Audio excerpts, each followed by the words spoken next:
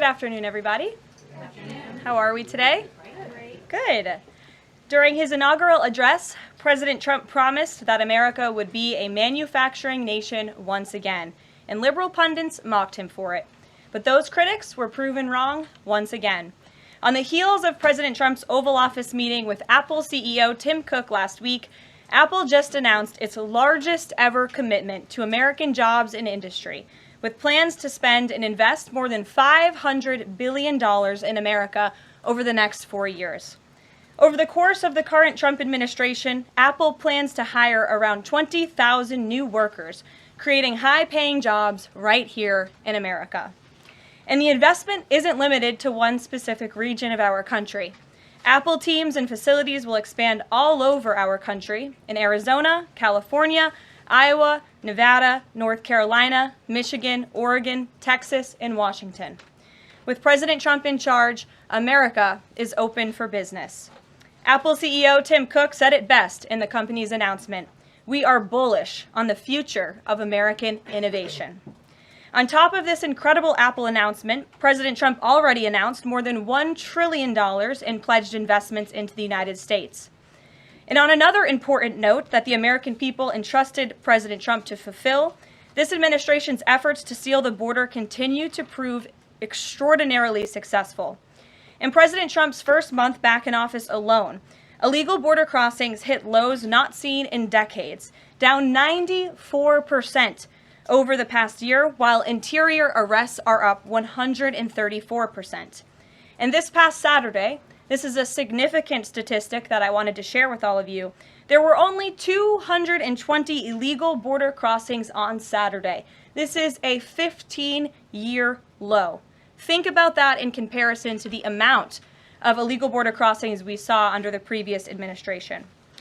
Fox recently reported that a San Diego migrant shelter is closing its doors after saying they have not received new asylum-seeking families or individuals since January 20th.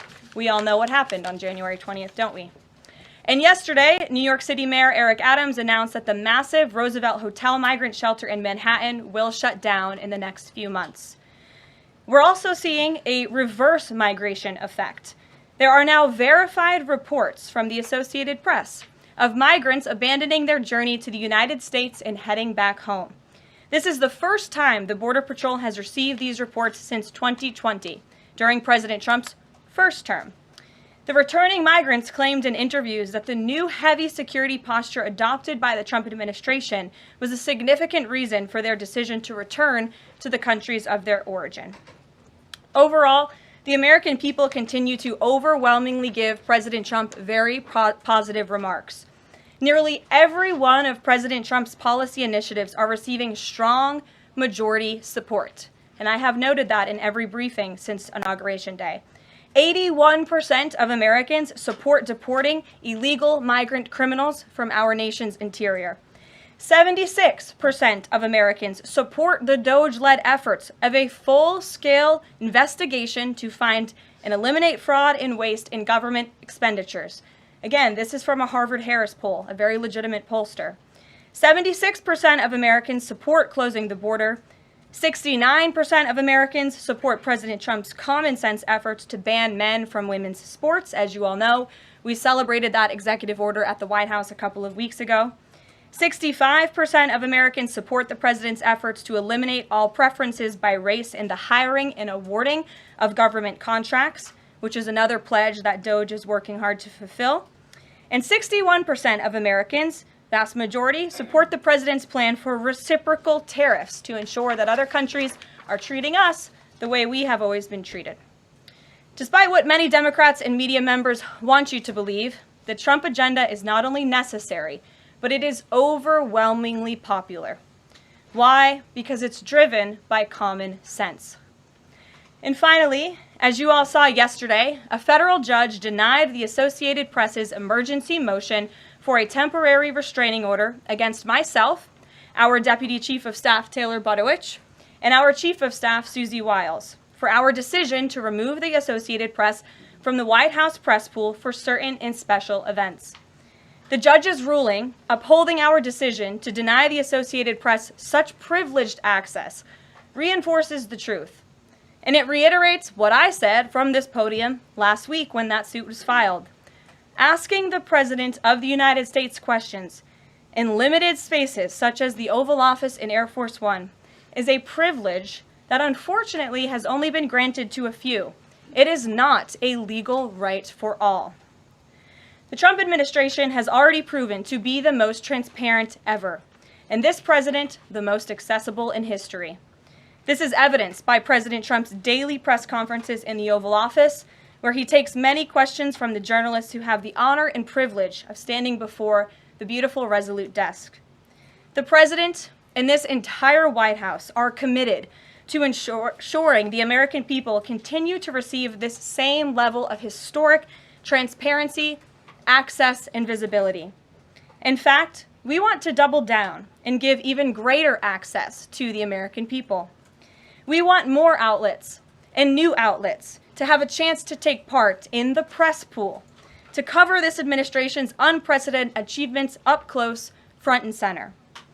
As you all know, for decades, a group of DC-based journalists, the White House Correspondents Association, has long dictated which journalists get to ask questions of the President of the United States in these most intimate spaces. Not anymore. I am proud to announce that we are going to give the power back to the people who read your papers, who watch your television shows, and who listen to your radio stations. Moving forward, the White House press pool will be determined by the White House press team. Legacy outlets who have participated in the press pool for decades will still be allowed to join, fear not, but we will also be offering the privilege to well-deserving outlets who have never been allowed to share in this awesome responsibility. Just like we added a new media seat in this briefing room, legacy media outlets who have been here for years will still participate in the pool, but new voices are going to be welcomed in as well. As part of these changes, we will continue the rotation amongst the 5 major television networks to ensure the president's remarks are heard far and wide around this world. We will add additional streaming services which reach different audiences than traditional cable and broadcast. This is the ever-changing landscape of the media in the United States today. We will continue to rotate a print pooler who has the great responsibility of quickly transcribing the president's remarks and disseminating them to the rest of the world.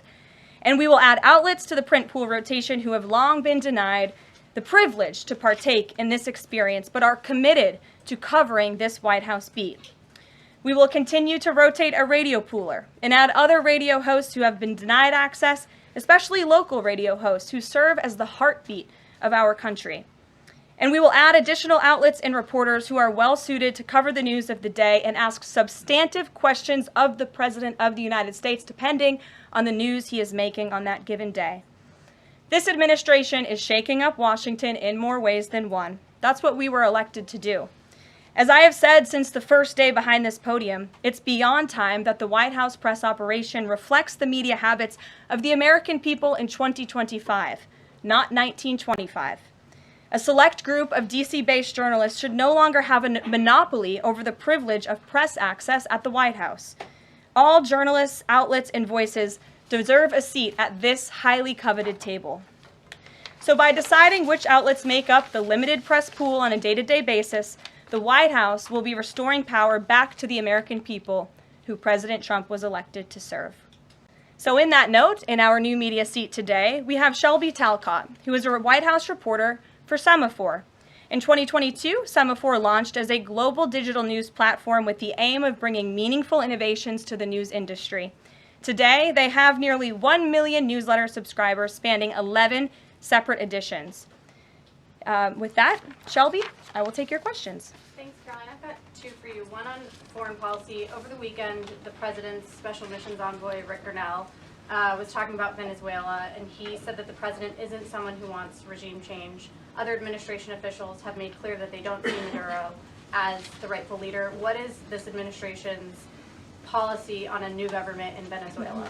I think the president has made his position on Venezuela quite clear. He stands in opposition to the Maduro regime, and Secretary Rubio has spoken on this extensively as well. And then on Doge, last night Elon Musk said that a failure to respond a second time will result in termination.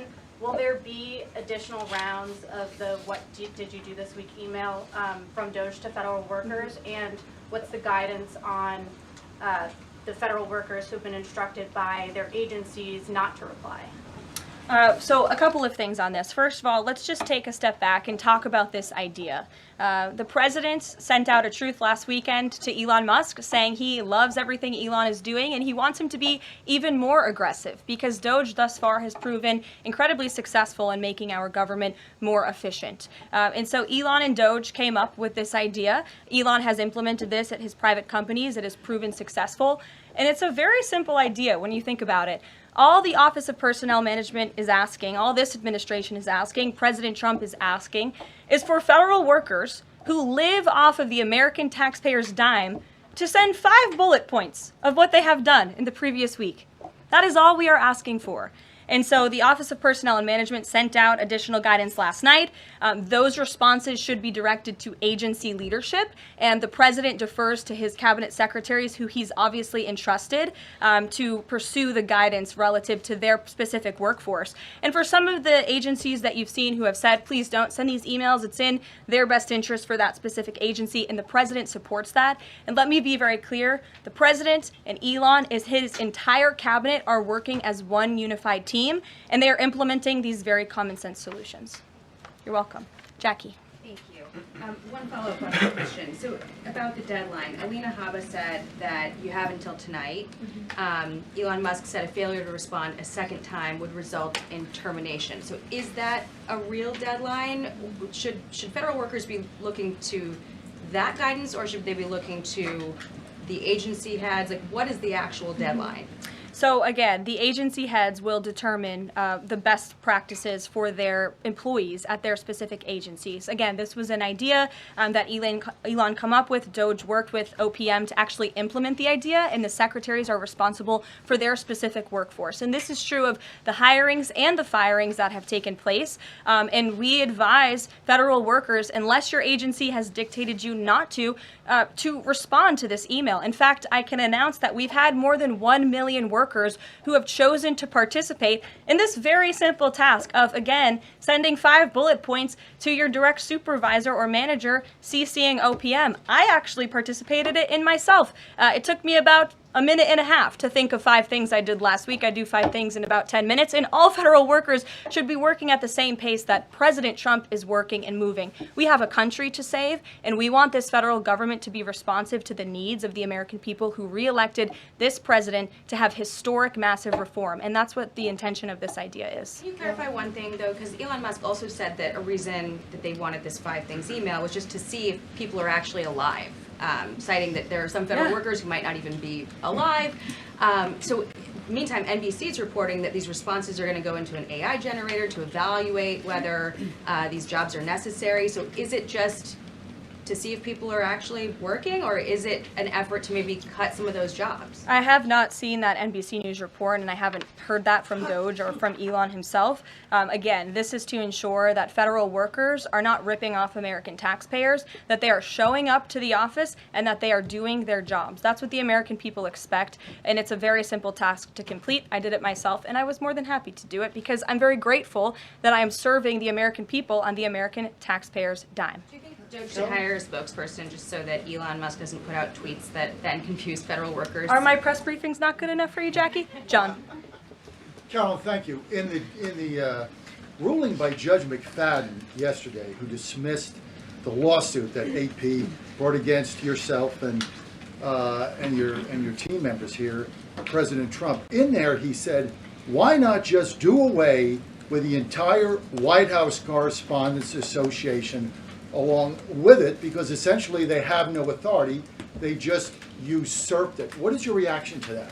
Well, first of all, John, it's great to see you. And you are one of those individuals who has you're on a streaming platform that hundreds of thousands of people tune into every day. So it's great to see you in the briefing room. I did address that actually in my opening remarks by announcing that the White House press team in this administration will determine who gets to enjoy the very privileged and limited access in spaces such as Air Force One and the Oval Office. There are, as you know, look at this room, hundreds of journalists who show up to this building every single day and are not granted that luxury of flying flying on Air Force One and asking the President of the United States questions. And so we want to ensure, again, everyone has a seat at that highly coveted table. But alas, the legacy media outlets who have been doing this for quite some time and have invested resources into covering the White House, their spots will remain, just like they have in this briefing room as well. Sure. Steve. Could you give us an update on the negotiations around the Ukraine minerals deal, and when is President Zelensky going to come visit? So the president talked at length about this yesterday, the critical minerals deal with President Macron, and in the more than hour-long press conference he gave all of you in the Oval Office himself. There hasn't been significant updates since the president's remarks last night, but I will just reiterate his position. It's critical that this deal is signed. He expects President Zelensky to sign a deal. This is to recoup American tax dollars that have been funding Ukraine's national defense. And it's also great for the Ukrainian people who have been put through hell because of this war. And it will create a lasting economic partnership as Ukraine will need to rebuild their country because of this brutal war. And just to follow, is Steve Witkoff delayed his trip to the Middle East so he can concentrate on this minerals deal? I don't want to comment on Mr. Witkoff's travel plans or read anything out just for obvious reasons, but he, remains very much working. That man is working around the clock to secure this deal with Russia and Ukraine alongside Secretary Rubio and Secretary Bessent, General Keith Kellogg. He's also working very hard to secure a peace deal in the Middle East as well. So God bless him, and he's working alongside the president every single day. Sure. Thanks, Caroline. The president's executive order creating DOGE called for the naming of a DOGE administrator. Who is the DOGE administrator? So the president tasked Elon Musk to oversee the DOGE effort. There are career officials and there are political appointees who are helping run DOGE on a day-to-day basis. There are also individuals who have onboarded as political appointees at every agency across the board to work alongside President Trump's cabinet to find and identify waste, fraud, and abuse, and they are working on that effort every day. So is Elon Reagan. Musk the administrator? Reagan. Thanks, Caroline. I have two for you today, one on the border wall and one on the DHS investigation. Sure. First on the border wall construction has restarted in Texas and California under contracts awarded under Trump's first term. Is the president looking to secure new contracts, and how is he defining success in terms of border wall construction this administration? The border wall is a signature promise of President Trump's campaign. He talked about it way back in 2015 and 2016, and people laughed at him for bringing up this idea. It's proven to be not only an idea that he delivered on in his first term and continues to deliver on in his second term, but it's also proven to be highly effective.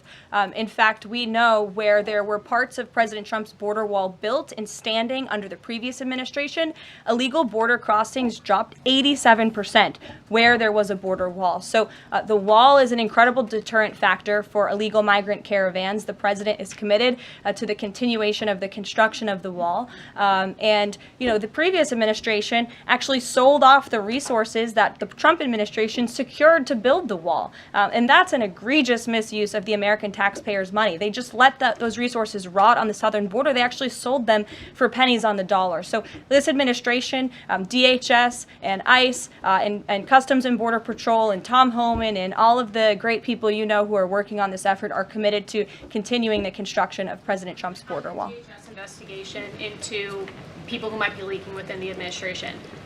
Will the White House release the names of the individuals that DHS Secretary Noem said were caught leaking details of the ICE raid?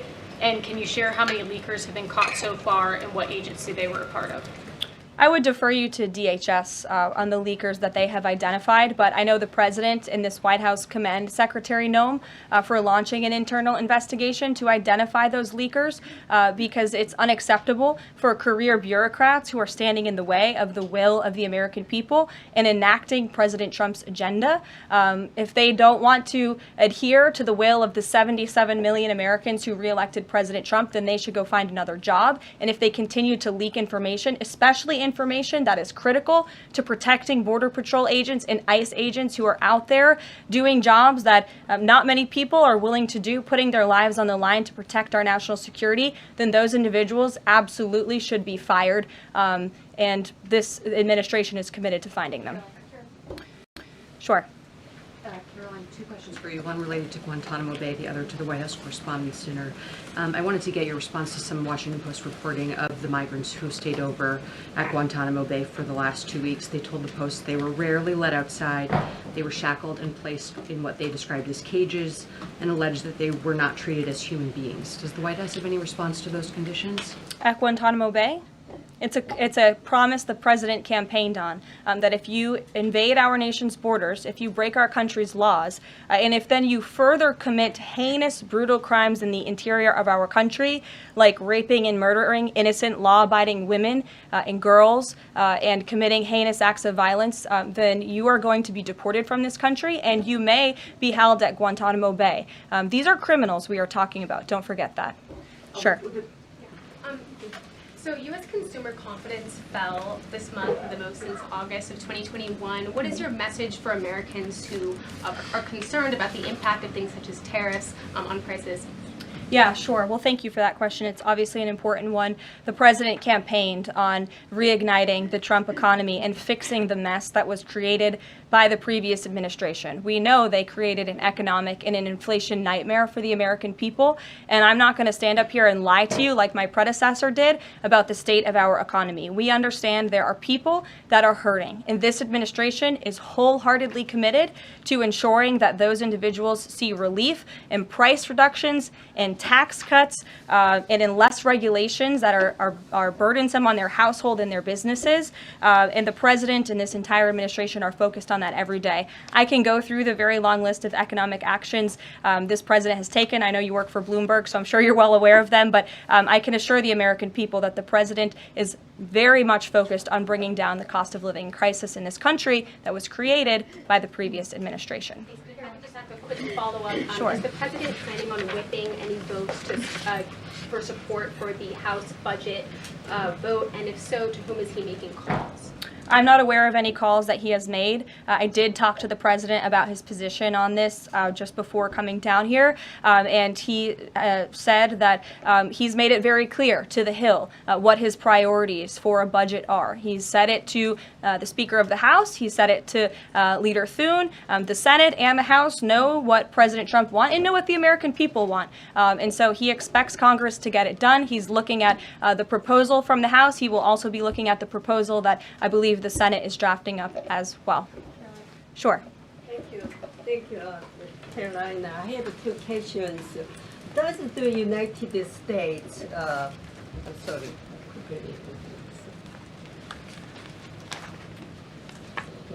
Well, why don't you identify your question and I'll come back to you. Sure, go ahead. So, what guarantee that Israel will withdraw from Lebanon soil after 2 weeks, as the ceasefire terms indicates? I'm not sure about the guarantee that you're referring to. I can tell you that this administration remains very much engaged. We know the deadline for the Phase 1 ceasefire is imminent. So Steve Witkoff, whom I mentioned earlier, and the president's administration and his team and the president himself remain very much engaged. We want to see the ceasefire continue, and the president has made it very clear he wants to see all of the hostages who have been held in captivity in Gaza returned home. Jeff. Karoline, I was wondering if is Elon Musk going to attend the president's first cabinet meeting tomorrow? He is, as a matter of fact. I spoke to the president about that before coming down here as well. And Elon, considering he is working alongside the president and our cabinet secretaries, this entire administration will be in attendance tomorrow just to talk about DOJ's efforts and how all of the cabinet secretaries are identifying waste, fraud, and abuse at their respective agencies. We look forward to the meeting tomorrow, and I think you'll be hearing from the president and his cabinet where they're on campus tomorrow. I hope you guys are excited. Since some of those cabinet members were caught off guard by the email Nobody from was caught Saturday, off guard. A few departments said they were caught off guard. The FBI was, the DOJ was. Did anonymous sources say that, or did the cabinet secretary say that? The cabinet secretaries and others have said that they were not aware that this was happening. So I'm wondering, will there be a give and take tomorrow at the cabinet meeting? Is Elon Musk or the president open to any type of dialogue about who is actually in charge of the chain of command of these workers? I would reject the premise of your question, Jeff. The cabinet secretaries have not said that. I know anonymous sources, probably career bureaucrats, have leaked that to many of you in this room. But as I said at the beginning of this press conference, everybody is working as one team, and the president respects the decisions of his cabinet secretaries to tell their staff, not to respond to that email because they did so out of interests of national security, and they don't want to obviously risk confidential information. It's pretty common sense. Dasha. Musk has obviously been doing a lot of work. He's been working every day, and a lot of the time weekends. He is designated as a special government employee, which means that he can only work 130 days per year. Is the White House expecting him to limit his work to 130 days, or are you going to work around those rules? Do you want to see him extend beyond the 130 So today is February 25th, so I think we've been here about 35 days roughly. So ask me in another 100 days. Daniel. Karoline, thank you. You opened up with a major announcement from Apple, $500 billion, 20,000 jobs, doubling its advanced manufacturing fund. Yeah. What does that signal that such a global brand would make what it called its largest ever spend commitment just a month into President Trump's second term? What does that signal about his economic vision for the country? President Trump is a deal maker, and he has restored confidence in business leaders around this entire world. Apple is one of the largest companies on the face of the planet. They employ hundreds of thousands of Americans, but the president wants to see more Americans employed, more investments here in the United States of America. And this is another fulfillment of the president's campaign promises. I recall President Trump at his rallies on the campaign telling the world that if and when I am elected, America is going to be back, and we want your investments to be driven onshore. We want you to hire American workers, and you will have the lowest regulatory burden, the lowest tax cuts, and the president has already proven he's committed to slashing regulation. He's counting on Congress to implement those tax cuts. And so people are encouraged by the president's, again, as Tim Cook called it, they're bullish about American innovation because of the leadership of this president. And it's a stark contrast to the leadership of the previous administration, Joe Biden, who I don't think spent any time trying to recruit any investments or jobs here at home. Mary.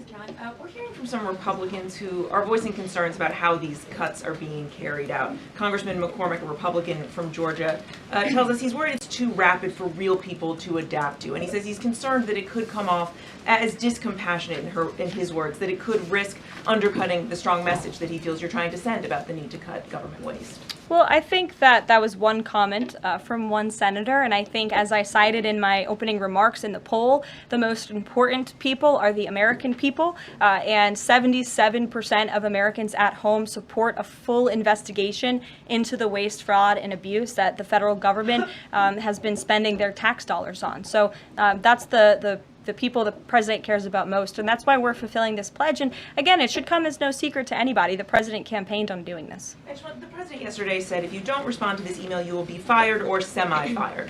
What does he mean by that? Again, I've been asked to answer this question 3 times now. It is semi-fired. But it's in the memo. The president again has entrusted his cabinet secretaries to oversee their workforce. That's why he nominated them to be cabinet secretaries, and so federal workers can be directed to their agency leadership. Sure. Great, thanks, Caroline. I wanted to ask about a federal judge yesterday was saying that they didn't know who the DOJ administrator was and was asking the lawyer for the administration who it was, and the lawyer responded, I don't know the answer to that. Can you tell us who the administrator of DOJ is? Again, I've been asked and answered this question. Elon Musk is overseeing DOJ. No, Elon Musk is a special government employee, which I've also been asked and have answered that question as well. There are career officials at DOJ. There are political appointees at DOJ. I'm not going to reveal the name of that individual from this podium. I'm happy to follow up and provide that to you. But we've been incredibly transparent about the way that DOJ is working. John. The Republican budget. Thanks a lot, Caroline. Since your last briefing, there have been some personnel moves that have been announced by the president, and I wanted to ask you about them. One was the president replacing the chairman of the Joint Chiefs of Staff, General C.Q. Brown, Jr. What was the reason for the president naming a replacement for General Brown? And then I'll follow up with another personnel announcement that's been made over the last few days. He thinks he's doing a bad job. and it's time for a shakeup at the Pentagon. They failed 7 audits in a row. The trust in our United States military amongst the war fighters is low. The president is shaking up the Pentagon and the Department of Defense, of course, with Secretary Hegseth leading, and he has the right to do that. It's actually quite common from administration to administration to do such a thing. The president, when he swore him in as the Chief of Staff for the Air Force, called him a great man and a great gentleman. Does he distance himself from the remarks that he made back in August of 2020? I think replacing him speaks for itself. James. James. One other one, if I'm sorry. Thank you. On the FBI, the president also announced a new deputy director of the FBI, Dan Bongino. From what has been reported, and maybe this is not accurate reporting, you can tell me, the FBI director, Kash Patel, informed Republican senators that it would be an individual named as the deputy who was a special agent currently at the FBI, and of course Mr. Bongino is not. What was the reason for naming Mr. Bongino to this position, and was Mr. Patel not correct in making that assurance to those senators? I'm not sure if anybody in this room has listened to Mr. Bongino when he talks about the past corruption at the FBI, when he talks about his experience serving for the United States Secret Service. This is a man who loves his country and who has honorably served our country in ways that many people have not. He understands the depth of the corruption at these institutions, which the American people re-elected President Trump to shake up. And I think it's quite despicable to see many networks in this room who have had chyrons on their television screens labeling Mr. Bongino as a far-right podcaster.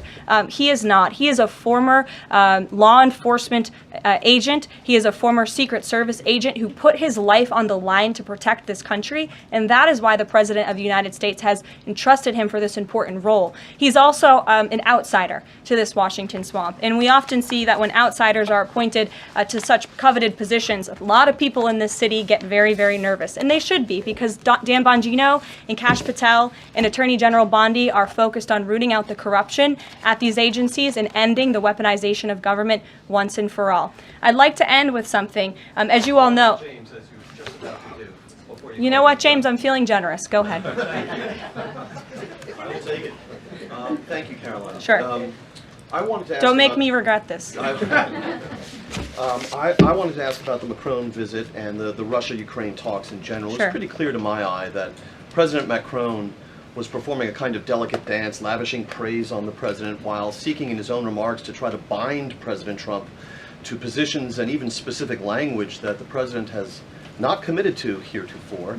One of the most bracing comments from President Macron was when he said that the deal that President Trump is negotiating with the Russians must not be, quote, a surrender for Ukraine. All of the public points that we have heard from President Trump, from Secretary Hegseth, and from other administration officials talking about these negotiations have averred to, quite openly, to concessions from the Ukrainians that will have to be made. The minerals deal, the abandonment of their NATO ambitions, and other elements. So far, we have not heard any administration official suggest a single concession that the Russians should be prepared to make. And so I wonder if you could assure us, at a minimum, that this negotiation process will not be as one-sided as the Europeans seem to think it is, that in fact, President Putin will also be made to engage in some concessions to reach this deal. Well, I think the president knows how to make a deal better than anyone who has ever assumed the office of the American presidency.